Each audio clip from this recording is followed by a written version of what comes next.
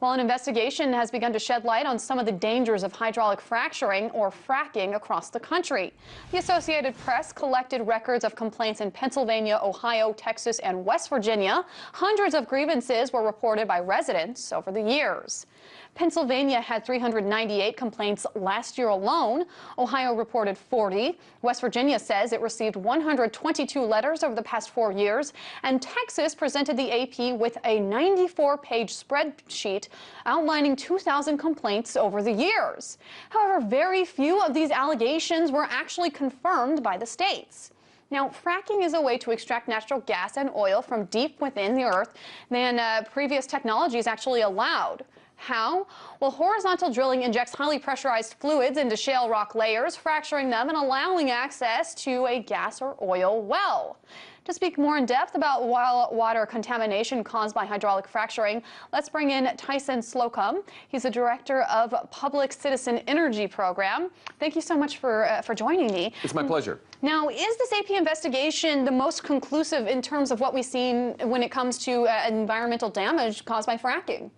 So far, yes. And what this study shows is that there's huge discrepancies between what kind of procedures each individual state takes in addressing these concerns about water and other environmental contamination from the hydraulic fracturing process. What this investigation shows is that basically most of these states are just operating hotlines where people can call in, report these concerns that they're having, but we're not seeing systemic follow-up to determine exactly what, if any, contamination has occurred. And in fact, what we've seen at Public Citizen is that once the oil or natural gas companies confront landowners, they typically require them to sign what's known as non-disclosure agreements, which forbid these landowners from discussing if there was contamination at all. And so what we're seeing is that the lack of good information about well contamination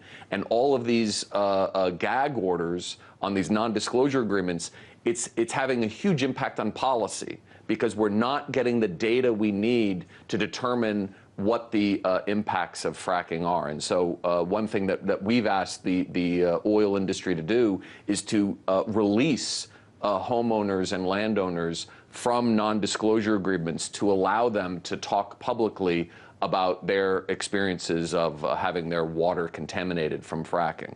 Now, you touched on it a little bit during that response, but I do want to address something in particular. Overall, I read a number of different complaints that had happened in all these different 4 states. And it turns out that in 2011, for instance, in Ohio, 54 were reported, only 2 were confirmed. That seems to be the pattern consistently. Why is it that so few are actually being confirmed in this case? Well, a lot of it because the states lack the resources to follow up on these. They also lack the technical ability to assess whether or not the contamination has occurred.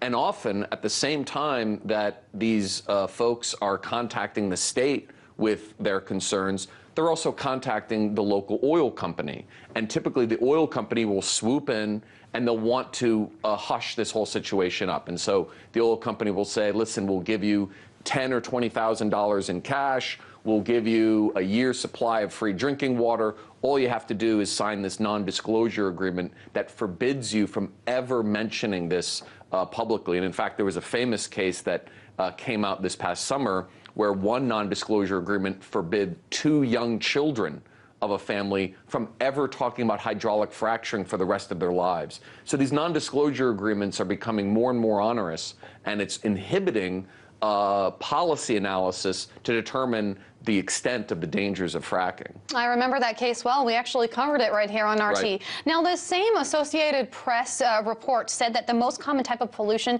is from methane and not from the chemicals injected into the ground used during the drilling process. What should we take that to mean? Well, the methane is basically the natural gas, and that's just the most common form of interaction between these wells, the seismic formations, and groundwater sources. And so that's the easiest and quickest thing to detect. It's also, I mean, it's the easiest thing to detect. The fact is that the hydraulic fracturing process, as you mentioned in your overview, is injecting millions of gallons of highly corrosive and highly toxic chemical mixtures into the ground, and some of them are in small traces. It still is harmful for health, but it's more difficult to pick up, especially if different state agencies lack the resources to do the full kind of testing required. And in fact, this rail car accident carrying fracked crude oil up in North Dakota, one of the things that we're seeing that caused this fire to be so combustible was fracking chemicals were mixed in with the crude oil as it's coming out of the formation, which is creating problems in our rail transport system. So we're seeing dangers with the chemicals not only for the environment and for drinking water sources, but also on rail transport, where 70% of North Dakota fracked oil is being moved. Now, we really don't have much time left, but something that I noticed while looking over all of these documents was that Texas had that 94-page spreadsheet, and I said it was very thorough, but Ohio and Pennsylvania and West Virginia, they weren't as thorough. So can you quickly go over why there are such differences in this reporting, and would it make a difference if the states kept better track? It would, but again, what Texas did more thoroughly and what they were able to produce in response to an open records request was simply a log of all of the complaints that given agencies received. There wasn't necessarily follow through to determine the validity of these complaints. And so it's one thing to have a clear catalog of all of the complaints, and every state we need to have of standards for that. But the most important thing is actually the investigation, and that's where the states aren't doing their jobs. Thank you so much for weighing in. Tyson Slocum, director of the Public Citizen Energy Program. Thank you. My pleasure.